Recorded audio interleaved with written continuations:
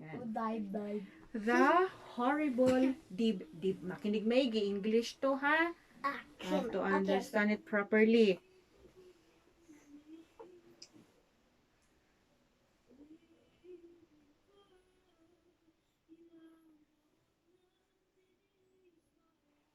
One night, a thief intending to rob an old woman crept through the open window of her home and listened.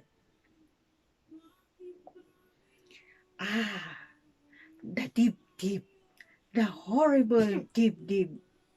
This abominable dib-dib will be the death of me, cried the old woman's feeble voice.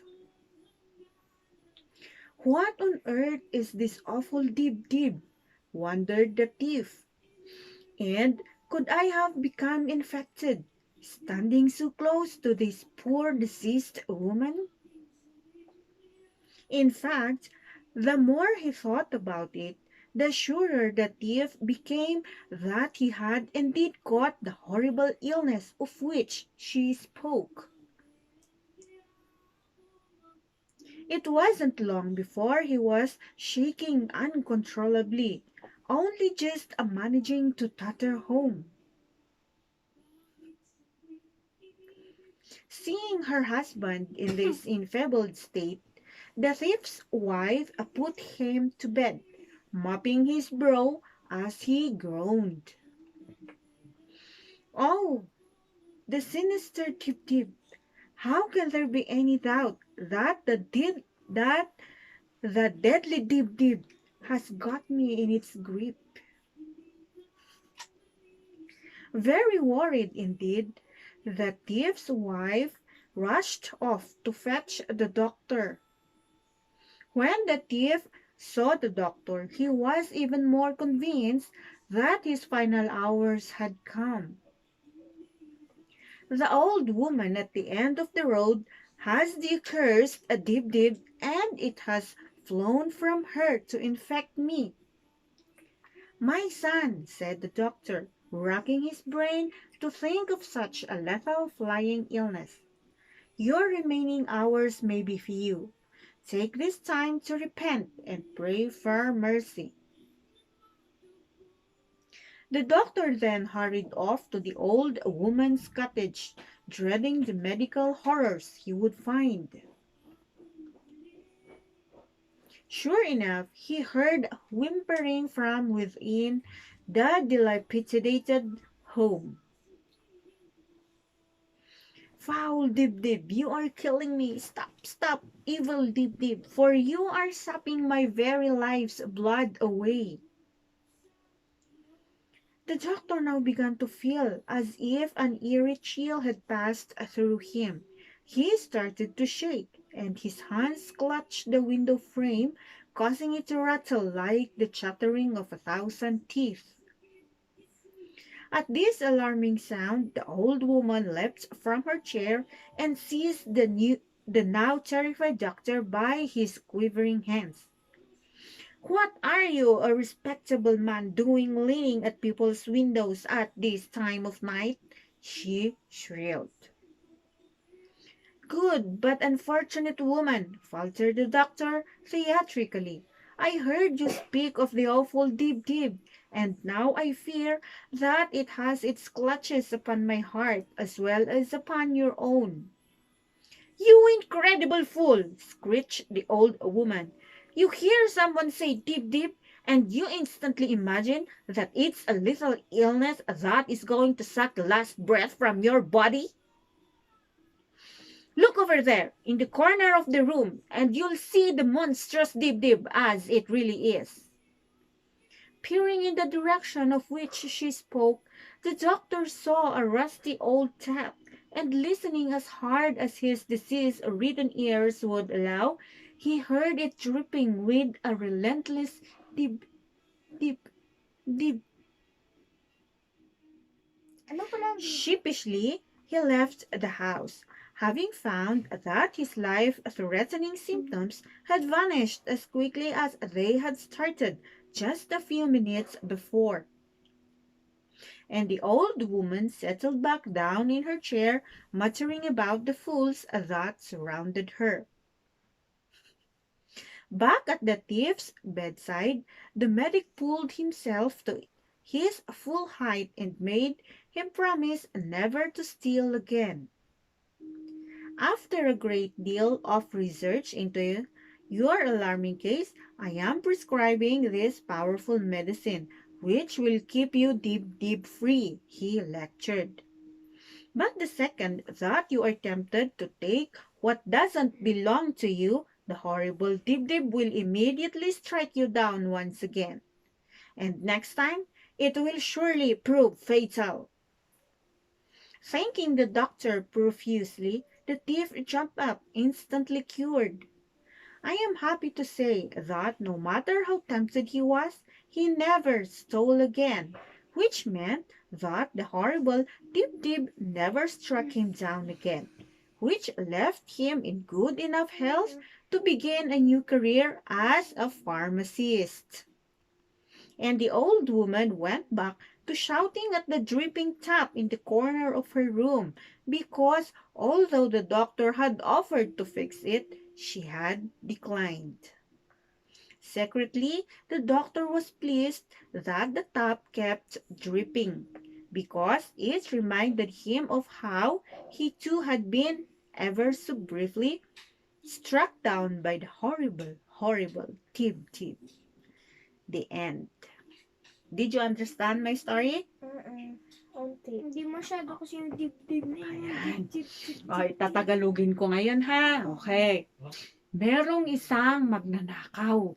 Sabi, binalak niyang pagnakawan yung isang matanda doon na nakatira sa dulo ng daan. Nung sumilip siya sa bintana, narinig niya yung matanda parang nagka-curse. Ano yung first? Nagka-curse, parang may sinusumpa. Ganyan ba yan? Dib! Gumaganon-ganon si matanda. Nagulat siya. Ano kaya yun? Sinusumpa na yata ako. Magkakasakit na ako. Gumanon si magnanakaw. Gapang siya pa. Parang nararamdaman ko na gumagapang sa aking katawan ng sumpa ng matanda. Sabi niya ganyan. Umuwi siya sa kanilang bahay. Tapos nagulat yung asawa ng magnanakaw. Anong nangyayari sa asawa ko? Tapos inalagaan niya. Tapos nung humiga na sa bed itong si magnanakaw, para siyang ganyan. Tumakbo itong asawa niya, tinawag yung doktor. Tapos nung pumunta yung doktor para i-check up yung magnanakaw, sinabi nung magnanakaw, pumunta kasi ako doon sa matanda doon, sa dulo, na nakatira doon sa dulo ng daan doon. Sabi niya, para niya akong sinumpa. Sabi niya ganyan. O sige, sabi niya, titignan ko. Sabi niya ganyan. Itong si doktor, pumunta siya dun sa bahay nung matanda. I-check niya kung paano nagkasakit itong si magnanakaw. Sumilip siya sa bintana. Tapos narinig niya ulit yung matanda kasi na nagdidib-dib na naman, parang naggaganon na naman. Nahuli siya ng matanda. Anong ginagawa ng isang profesional na sumisilip sa aking bintana? Sabi niya.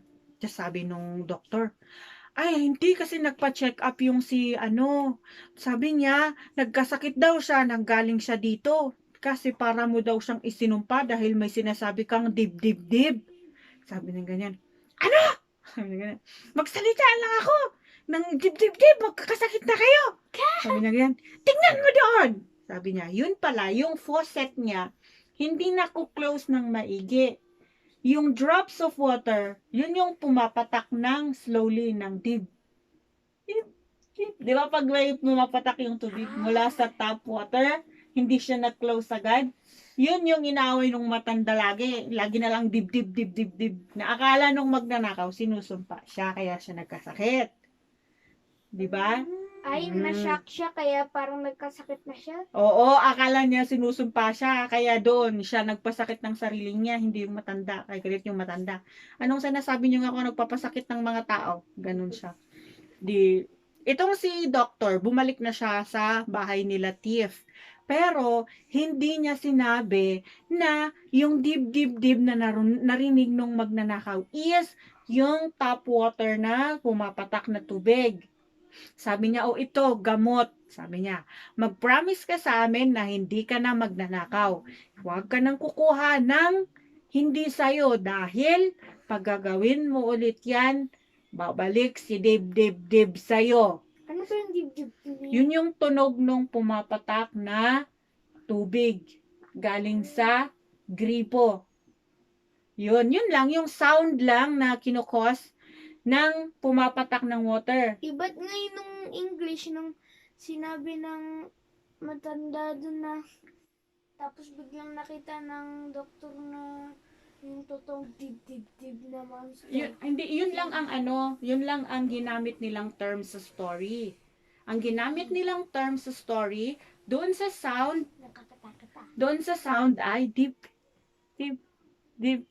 Yon.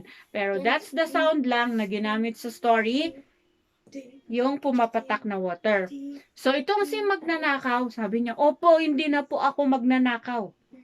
Mula noon, hindi na talaga siya nagnakaw at naging isa siyang pharmacist. What a pharmacist? A pharmacist is yung nagbebenta ng gamot sa drugstore.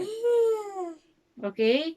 Ang tawag sa kanila, pharmacist. Drugist. Ang nagbebenta ng mga gamot, dapat may alam tungkol sa mga gamot na ibinebenta. Hindi ako pwedeng magbenta, hindi ako pwedeng maging pharmacist kasi hindi ko pinag-aralan ng mga gamot-gamot. Hindi ko alam na ang gamot na ito para sa ganyan. Kaya si magnanakaw, nag-aral siya ng pagiging isang pharmacist at nagtayo ng kanyang sariling drugstore. Tapos, the end! Tapos, matutulog ako dito.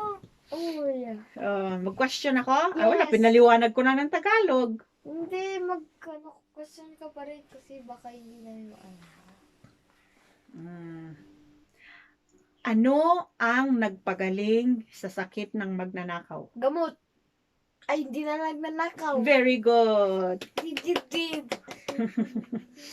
Yan. Tapos, wala na.